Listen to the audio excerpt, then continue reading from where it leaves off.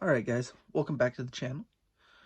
We're going to be talking 300 PRC, hot, heavy, factory ammunition today. We got two options, both are hunting bullets or advertised hunting bullets. Off to the left we got that Hornady Precision Hunter with 212 ElDX, and off to the right we have a 245 Berger EOL. Both are known to take game. Both some people don't recommend, which is fine. Personal opinions is what it is. But put the bullet in the right spot and you'll have a dead animal regardless. So we're going to talk about these, compare them, contrast them, and see which one does better and go from there. Alright guys, we're going to talk about this ElDX. It's 212 gram from Hornady, and this 300 PRC, it is going 2860. So you can see on the box here, that's actually just box posted velocity. Obviously, chronograph it in your rifle, make sure it's going that and you're getting what's expected. Now, this ElDX is this newest iteration of the interlock bullet. Now, don't believe me, it goes interlock, SST, and then latest is ElDX. Some changes is this ElDX bullet has been focused more so on high BC, so it's going to be this VLD style is what it looks to be. There's a bit of a hard angle at the ogive where it kind of meets. That's going to kind of make it a little bit harder to shoot. If you're going to say hand load it in something else like a 300 Win Mag, be a bit more difficult finding, say, the right seating depth, but it all is kind of a bit rifle dependent on that one, so take that for what you will. Other thing is, this is touted to have a thicker jacket than the 225 ELDM, has the interlock ring. Now, one thing I've noticed, at least in the advertising, and we'll take advertising as it is with Hornady, is that the interlock ring sits a bit higher compared to, say, like the SST. The SST and interlocks were always sitting around here. Advertised minimum expansion on this bullet is 1,800 feet per second, at least on the box. So we'll see what it does. We'll give a good comparison to this upcoming Berger 225. I did goof. I said Berger 225. This is actually a Berger 245 EOL. Now, Berger does offer two options for hunting ammunition. They have the 205 and this heavy for caliber 245. Now, my choice kind of going for this 245 EOL is I wanted something to kind of load up that I could have just the bullet I'm switching. So if you don't know about Berger, they also have their long range hybrid target series. They have a 245 in that.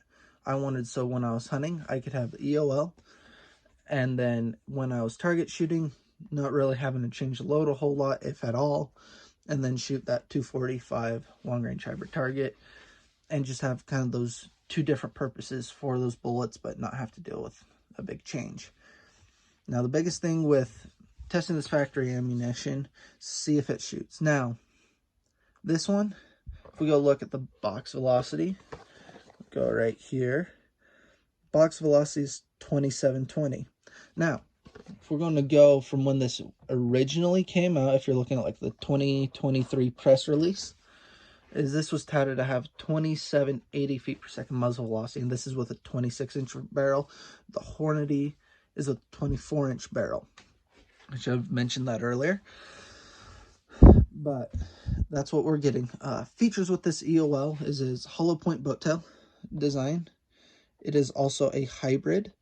So if you are wanting to load some heavy stuff for this in the 300 Win Mag, 300 Wisdom, 300 Wisdom may be a bit short, but even say like your 300 Weatherby, 300 Rum, this 245, it's hybrid. It's going to give you some seating depth and sensitivity.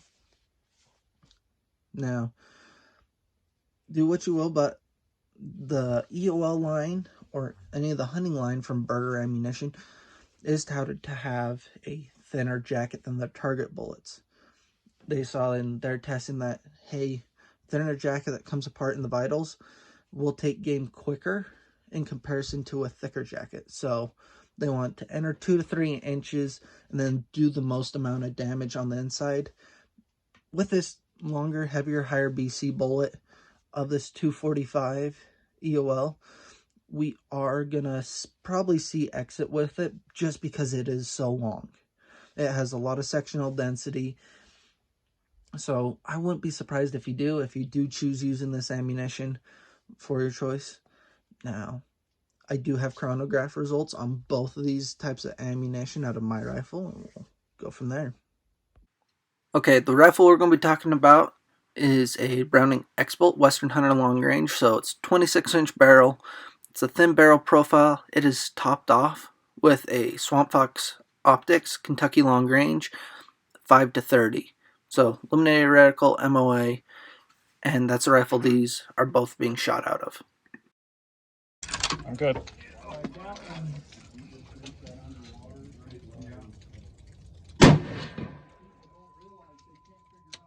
$26.56. Alrighty, this one right here. This is a 4-inch group. Yeah, Hornady Precision Hunter. My rifle doesn't like it. So there was about a year ago, little over a year ago, I was testing Hornady's theory thing about the 20-shot groups, which there is a lot of validity to that. So I took their ammo. I knew it didn't shoot good on my rifle initially, but I took it, and yeah, that's a 17-shot group. I was kind of ticked, so I got a 3-shot, and that 3 shots about 1.5 inches. I didn't really care too. This is what I got. For my rifle, I would not recommend using Hunter or that 212 ElDX. Just doesn't group well. Even though the velocity is greater, it doesn't group well. It's not predictable. It's not worth really even going over 200 yards with. If anything, like 100 yards is probably where I'd want to stay with how this is grouping. Just so I could make sure I was getting a good shot like that. And even 100 yards feels like it's pushing it. To me, at least. Just for how this rifle's behaving. Now, yeah, you may see, like, there's a good group here. There's kind of a good group here. But then you have all this spatter. Yeah, just for my rifle, not recommended. Here's some of the groups from the 245 EOL. I mainly did this to test out, see if this ammunition would actually group out of my rifle. Now, you may say, oh, those aren't the best in the world, blah, blah, blah. I tend to get excited that 3rd, 4th shot even when I have 2 that are really close. So this is 1, 2, 3, 4, 5. So this one, no support. Like, that's me getting excited. I will pin that on me. Like, that is me as a shooter. I need to do better. I need to keep my emotions in check. Same thing happened here. 1, believe 2, 3, try to calm down a bit, 4, and then 5. So that's on me. 3 shot right here with someone else got there. I do have another group from the beloved Reloading Weatherby, and his group is right here with that same ammunition I was shooting with him that day. So a little bit over 1 inch, nothing too crazy. But in comparison's sake, this at least has some promise. Now, I would want to make sure that I'm working to get better as a shooter, to make sure I can, if I needed to in a pinch, use this. And I'd probably use this ammunition up to about 400 yards, just for my capabilities and what that's tending to see. Obviously, I would want to make sure I am practicing with this ammunition. But let's go look at some drops and drifts, comparing these 225s to the 245s that we had, or 212s to the 245s, excuse me. I'm really stumbling over my words. But we'll compare those drops and just see what it's doing for us. So a quick look at the drops and velocities here. Reminder, we are at 5,000 feet in elevation. So that 220 or 212 ElDX starts off faster, maintains that velocity, is flatter out to 500 and even 1,000. Has a bit more velocity even out there.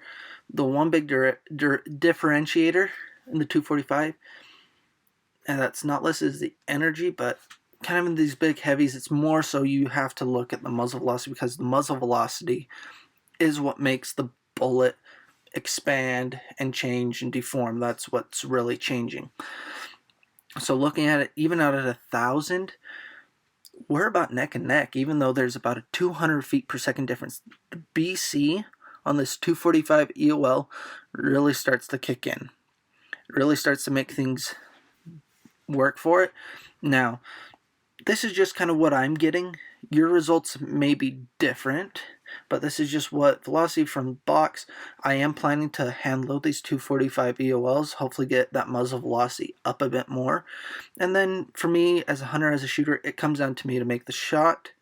So I need to work on my technique and to become a better shooter. So those are going to be my two things that I'm going to be looking at, is hand loading these 245 EOLs for hunting, and as well learning how to shoot better. Alrighty, in conclusion, these are two very formidable hunting options. Honestly, up here at 5,000 feet in elevation, you can use them out to 1,000 if you're a good shot. But make sure that if your rifle shoots it, you become proficient with it, know what it's going to do, make sure it's predictable for you, you know where that bullet's going to go, put it in the right spot. And as always, like, subscribe. We're growing. We're about 100 subscribers. So if you could help us out, that'd be great.